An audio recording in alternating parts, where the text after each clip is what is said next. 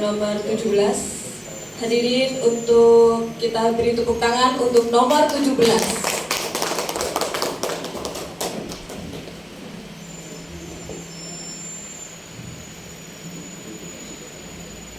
Assalamualaikum teman-teman dan Dewan Juri yang saya hormati.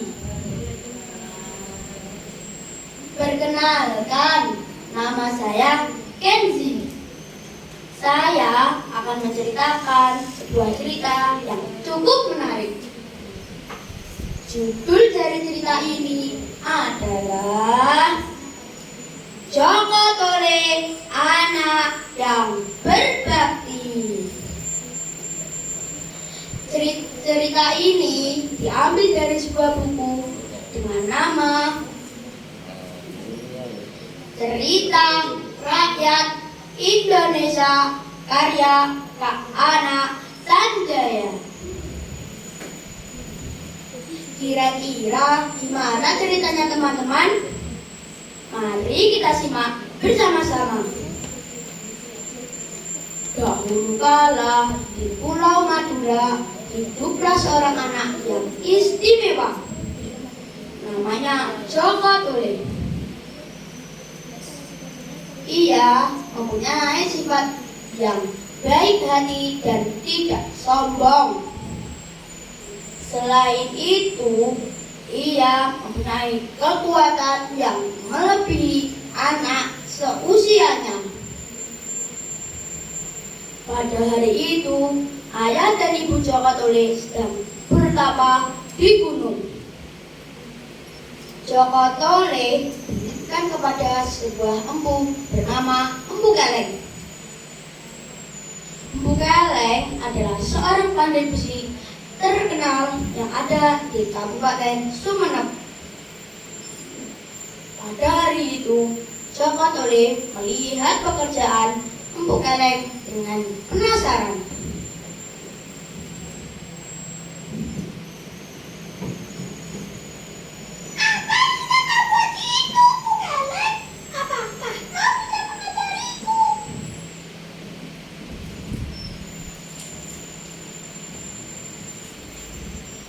Tidak bisa, Joko Tole. Kau masih terlalu kecil untuk membantuku. Suatu saat, aku akan mengajarimu. Joko Tole tak bisa membantah karena ia terlalu baik hati. Pada hari selanjutnya, Empu Keleng dan para pembantunya sedang pergi bersembahyang ke masjid. Joko Tole menghendap-hendap masuk ke ruangan Empu Keleng bekerja. Ia menyiapkan potongan-potongan besi dan bara api yang cukup besar.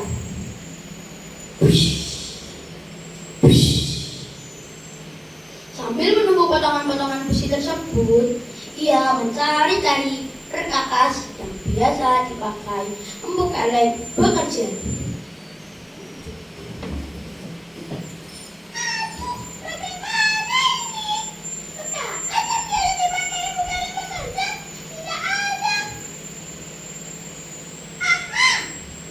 Tiba-tiba, Joko Tole menggunakan kepala tangannya dan lututnya untuk menembak.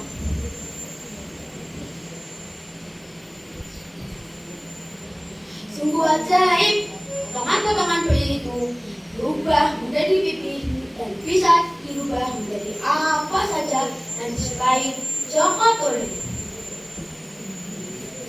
Ketika Empu Keleng pulang, betapa terkejutnya ia melihat buah karya Joko Tole. Kau benar-benar anak yang istimewa, Joko Tole. Berita Joko Tole itu langsung tersebar luas di seluruh Kabupaten Sumeneb. Dari itu juga, Raja Brawijaya merencanakan membuat pintu gerbang yang besar dan kokoh. Aku memerintahkan kalian semua untuk memanggil semua pandai besi ternama yang ada di Pulau Jawa dan Madura. Baik, Paduka. Setelah diperintahkan, semua patih memanggil pandai ternama yang ada di Pulau Jawa dan Madura, termasuk Empu Keleng. Sebelum Empu Keleng berangkat, dia berpamitan dengan istrinya dan berpesan untuk menjaga Jokotole baik-baik. Berbulan-bulan lamanya, Empu Keleng belum pulang juga. Akhirnya, Jokotole memutuskan untuk menghampiri Empu Keleng ke istana.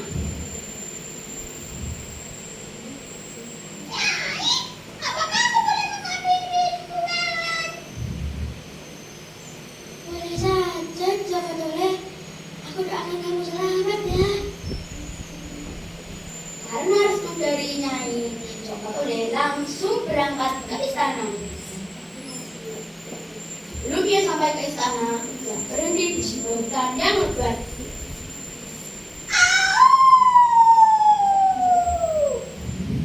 Tiba-tiba ada seorang kakak misterius yang muncul di hadapan Jokotole. Jokotole, kamu sebenarnya anak seorang raja di Kabupaten Sumenep. Dan jika engkau mau menghampiri Empu Keleng, aku doakan kamu selamat ya, Jokotole. Sudah, Kek. Aku sebenarnya anak seorang raja. Terima kasih atas informasinya dan juga doanya. Tunggu, Jokotole. Aku akan mengasihkan ini kepadamu. Ini adalah sekutu bunga yang ajaib. Ketika kamu sampai ke kerajaan, ini akan berguna untukmu. Oh, terima kasih lagi ya, Kek. Betapa terkejutnya Jokotole mendengar bahwa ia adalah anak seorang raja di Kabupaten Sumenep. Dan ia diberikan sekutu bunga dari kakek misterius itu. Ketika ia sampai ke istana, betapa sedihnya Jokotole melihat kondisi Empu Keleng yang sudah kurus dan pucat. Jokotole langsung menghampiri raja dan meminta izin untuk menyelesaikan pintu gerbang itu. Sungguh ajaib. Gerbang yang besar itu diselesaikan oleh Jokotole sendiri berkat bunga yang diberikan kakek itu. Karena keberhasilannya, raja memberikan hadiah yang cukup besar kepada Jokotole. Terimalah hadiah ini, Jokotole. Terima kasih, Bunda. Tetapi aku tidak ingin mengambil ini. Aku akan mengajukan ini kepada Empu Keleng dan istrinya. Betapa sedihnya raja mendengar bahwa Jokotole tak mengambil hadiah itu dan langsung mengasihnya kepada Empu Keleng dan istrinya. Hikmah yang bisa diambil dari cerita ini adalah kita harus hormat dan sopan kepada kedua orang tua kita. Cukup sampai di sini dulu ceritaku, teman-teman. Suwe ora jamu kodong tela. Cukup sakmene ceritaku, aku pamit balik rana. Sampai jumpa lagi, teman-teman. Wassalamualaikum warahmatullahi wabarakatuh. Iya, tahan dulu, nggak boleh di sini dulu ya. Ceritanya sudah selesai tapi tetap di situ. Selamat pagi. Pagi. Namanya siapa panggilannya? Kenzi. Kenzi. Ambil nafas dulu, Kenzi. Capek kah? Lumayan. Tadi sudah sarapan belum? Oh, nah belum sarapan. Habis ini sarapan ya? Ya mungkin tadi tidak bisa ditelan gitu ya, belum tampil saya. Bagaimana perasaannya, Kenzi, setelah bertutur? Senang? Berapa lama kamu berlatih? Nggak tahu ya, tapi senang. Waktu berlatih senang nggak? Senang ya. Oke, Kenzi, kenapa memilih cerita Joko Tole anak berbakti? Karena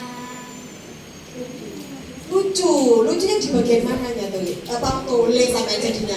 Kan Joko Tole dia, saking menghayati ya, sampai kamu dipanggil Tole sama Kak Didit ya. Bagian mananya yang menurutmu yang menarik? pas program daftar masuk ke ruangan. Oke, jadi seru aja di situ ya. Oke, Kenzi, ini ada berapa tokoh tadi?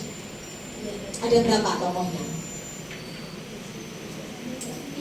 5. Paling seneng mana? Tokoh yang paling seneng? Siapa tahu? Yang paling menantang? Yang paling agak, aduh kok tokoh ini sih? Ada nggak? Kakek. Kakeknya kenapa? Oke, Kenzi, ini salah satunya ini Kenzi juga banyak baca buku juga ini ya. Suka membaca kah? Suka, lumayan. Oke, senang aku jawaban ini ya. Oke, Kenzi kalau baca bukunya di mana? Di rumah, di perpustakaan, di sekolah, atau nunggu disuruh? Kadang-kadang di sini, kadang-kadang di rumah, kadang-kadang di sekolah. Oh, semuanya ya. Oke, paling suka cerita apa tentang apa? Dan dia membawa budaya. Oh, si kancil lorong poin. Bagian mana yang paling kamu suka? Dan disuruh berjejer, terus disuruh lewat. Terus kancilnya ini ya bisa kerjain buayanya. Ayo buaya baris gitu ya, suruh mimpin bisa ya Dis. Oke Kenzi, tetap semangat untuk membaca ya. Nanti bertutur juga, kasih tahu ke teman-temannya gitu ya dengan berbagai macam cerita kearifan lokalnya Ngawi. Terima kasih Kenzi, semangat ya.